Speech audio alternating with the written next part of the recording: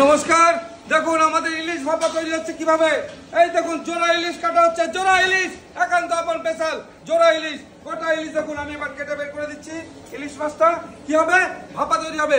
পুরো ভিডিওটা দেখতে থাকুন একান্ত আপন স্পেশাল পেজে, যে চাকদা একান্ত আপন গোটা ইলিশ কিভাবে রান্না হচ্ছে দেখুন। শুধু দেখতে এটা ছাড়ো, এটা ছাড়ো, ছালটা ছাড়ো। আমি পিস করছি দেখুন।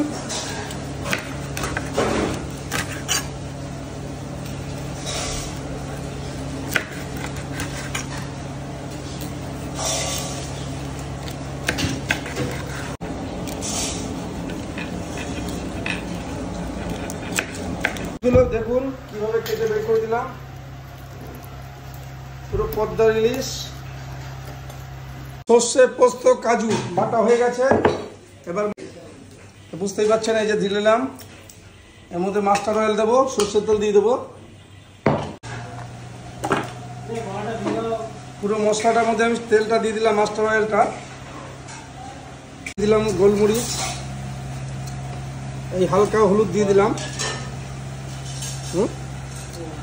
চামুলের দেখুন এতটা টক দই চলে গেল,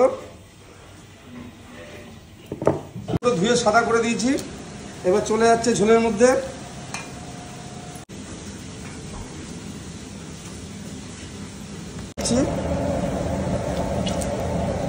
বুঝতে পারছেন, মাস্টার অয়েল দিয়ে দিলাম, কাঁচা সরষের তেল। এবার আমি দিয়ে দিচ্ছি, দেখুন এই হলো আমাদের ইলিশ মাছ। কোথাকার? পদ্মার ইলিশ একান্ত আপন স্পেশাল চাকদা গঙ্গার পদ্মার ইলিশ। দেখুন কোথাকার? পদ্মার ইলিশ। এই হলো আমাদের ইলিশ মাছ ভাপা তৈরি হচ্ছে কিভাবে, দেখতে থাকুন।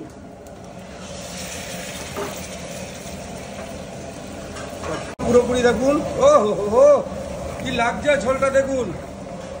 কোথাকার ইলিশ? পদ্মার ইলিশ। কোথায়? একান্ত আপন চাকদাতে। দেখুন পদ্মার ইলিশ, এখানে 2 কেজি 200 গ্রাম ওজন আছে একটা ইলিশ। 1 কেজি 100-150 করে ওজন। দুটো গোটা ইলিশ রান্না করছি, দুটো মাটির হাঁড়িতে যাবে। কিভাবে যাবে দেখতে পাবেন। আর মাছটা মুখে দিলে পুরো মোমের মতো হয়ে যাবে। একান্ত আপন স্পেশাল পদ্মার ইলিশ ভাপা মাছ।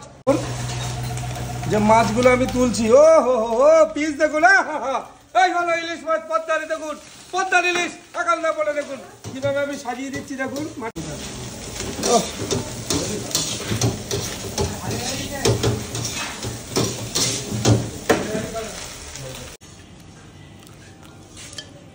ও হো হো কি লাগছে দেখুন না।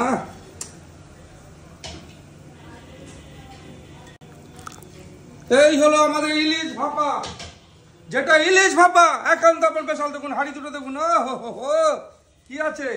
ইলিশ ভাপা কোথায়? একান্ত আপন চাকদাতে। দেখুন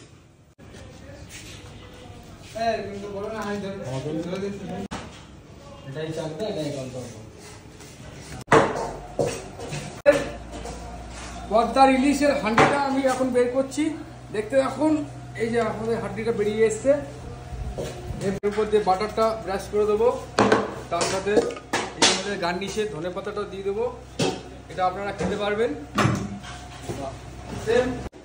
রেডি হয়ে গেল আমাদের ইলিশ ভাপা। দেখতে থাকুন কি আছে। ইলিশ ভাপা একান্ত আপন স্পেশাল, এটাই হলো পদ্মার ইলিশ একান্ত আপন ইলিশ। কোথায়? চাকদাতে। চলে আসুন।